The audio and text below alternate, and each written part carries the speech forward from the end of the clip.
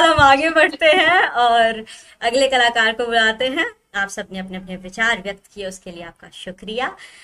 अब ना मैं ये तीसरी बार बोल रही हूँ, मुझे खाली तीन चार लोगों के चेहरे नजर आ रहे हैं और एक खुद का आ रहा है। हाँ, एकदम बढ़िया लग रहा है। बाकी लोग भी एक बार, हाँ, अलका मैम ने भी कर दिया। अच्छा, अलका मैम का सवाल था कि क्या Bollywood songs and other songs नहीं गा सकते? जहां तक मुझे पता है मैम, आप यहाँ पे अपने साइड से कुछ भी परफॉर्म कर सकते हैं। बाकी जो भी है वो बैकएंड पे टीम से आप कांटेक्ट कर लीजिए, बाकी इन्फॉर्मेशन वो आपके साथ शेयर कर देंगे।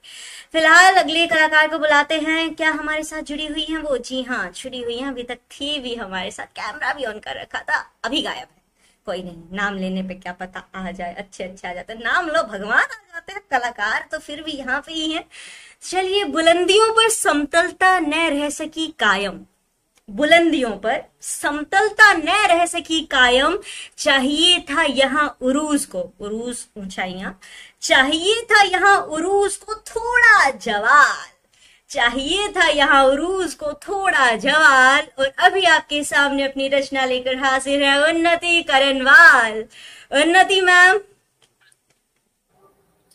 अभी देख पा रहे हो? जी मैम, हम आपको देख पा रहे हैं।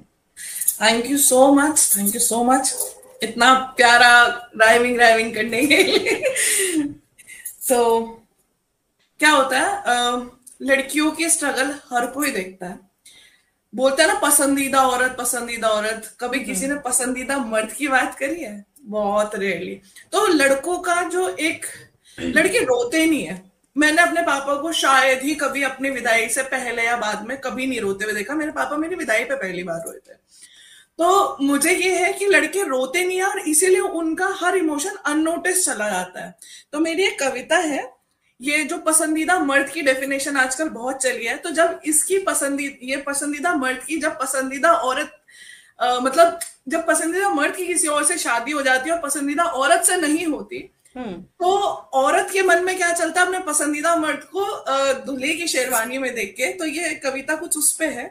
जी मैम। मैं शीर्षक भी है प्रेमी की शादी। तो प्रेमी की प्रेमी शादी। की शादी कहीं और हो जाती है, तब प्रेमिका सोचती है आज दूल्हे की शेरवानी में उसको दोस्तों ने उसे सजाया होगा, मेरी जान के माथे पे आज सेहरा दोबारा सजाया होगा, बहुत गहरा चढ़ा होगा मेहंदी का रंग, उस मेहंदी में मेरा नाम छुपाया होगा, रह रहकर रो पड़ेगा जब भी उसे मेरा ख्याल आया होगा, खुद को देखेगा आईने में तो अक्स उसने मेरा भी नजर आया होगा, लग रहा होगा एकदम कृष्ण कन्हैया, बस अपनी राधा को याद कर बैठा होगा, आज मेरी जान ने अपने घर की इज्जत को बचाया होगा, उसने अपने बेटे का फर्ज अदा किया होगा, मजबूर होगा वो बहुत ज्यादा, हो जाता है कई बार, जिम्मेदारियां इतनी होती है लड़कों के पास कि कई बार तो बेचारे बोल ही नहीं पाते हैं, तो मजबूर होगा वो बहुत ज्यादा, सोचती हूँ कैसे उसने खुद को समझाया होगा,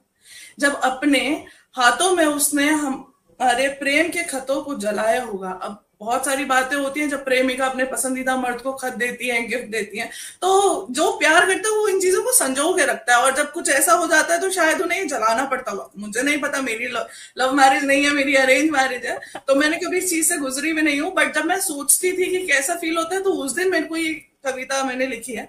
तो जब उसने अपने हाथों से हमारे प्रेम के खतों को जलाया होगा, खुद को मजबूत बनाकर उसने दिल से मेरी यादों को मिटाया होगा, भूखा होगा वो मैं जानती हूँ, क्योंकि खाना तो गले से नीचे नहीं उतरता, थोड़ा सा भी दुख है, और यहाँ तो इतना बड़ा दुख है कि प्रेमी से ही जुदा हुए, तो भूखा होगा वो मैं जानती हूँ, पगला मेरे बिना ना कुछ खाया होगा, कैसे संभाला होगा उसने खुद को जब फेरों पे उसे बिठाया होगा, कांपता होगा जिस्म उसका जब पंडित ने किसी और का हाथ मेरे हाथ की जगह उसे थमाया होगा, अंदर ही अंदर रो रहा होगा, अब लड़के रोते तो है ही नहीं, तो अंदर ही अंदर होगा, अंदर ही अंदर रो रहा होगा जब विदा किसी और को करवा रहा होगा, रो पड़ी होगी आत्मा भी, दिल भी चीखा चिल्लाया होगा जब मेरी जगह उसने किसी और को दुल्हन पाया होगा। सो ये तो था कि कहीं और शादी हो गई। एक और है, जब कोई पहली बार प्यार में पड़ा है और आपस में दोनों गर्लफ्रेंड बॉयफ्रेंड बात कर रहे हैं, प्रेमी प्रेमिका बात कर रहे हैं, तो प्रेमिका लिखती है, आज छत पर बैठी आसमान देख रही थी, आज छत पर बैठी आसमान देख रही थी, यूं तो कुछ नहीं बस चांद देख रही थी। आज फिर उसका चेहरा चांद में नजर आया, और फिर याद आया वो भी तो रात पूर्णिमा की ही थी। जब प्यार में पड़ता है तो सारी चीजें बहुत अच्छी लगती हैं, तो थोड़ा सा चांद भी पूर्णिमा लग रहा था उस दिन प्रेमिका को। तो आज फिर उसका चेहरा चांद में नजर आया, और फिर याद आया वो भी तो रात पूर्णिमा की ही थी, जब हमारी पहली बार बातें हुई। वो चांद की चांदनी और उसका मुझसे बात करना, हर मेरे मुंह से निकले शब्द का उसका मुझे और जान जाना। जैसे जैसे आप बताते हो एक उत्सुकता रहती ना, मैं ये भी बता दूं ये भी बता दूं, और लड़कियां तो वैसी बचपन में आ जाती हैं फिर जब भी कोई पसंदीदा मर्द बस ऐसी ऐसी। और उसका मुझसे बात करना, हर मेरे मुंह से निकले शब्द से उसका मुझे और जान जाना। क्या ही बात थी उस रात में, सर्द हवा के झोंकों में। उस दिन ठंड भी बहुत थी, पर ना जाने क्यों ठंड लग ही नहीं रही थी। अब पता तो लगता ही नहीं, प्यार इतना पागल कर देता है कई बार। हाँ, कुछ तो बात थी उस रात में, नींद तो बहुत थी आंखों में, पर फोन काट देती तो बातें अधूरी रह जाती। कैसे होती वो बातें पूरी।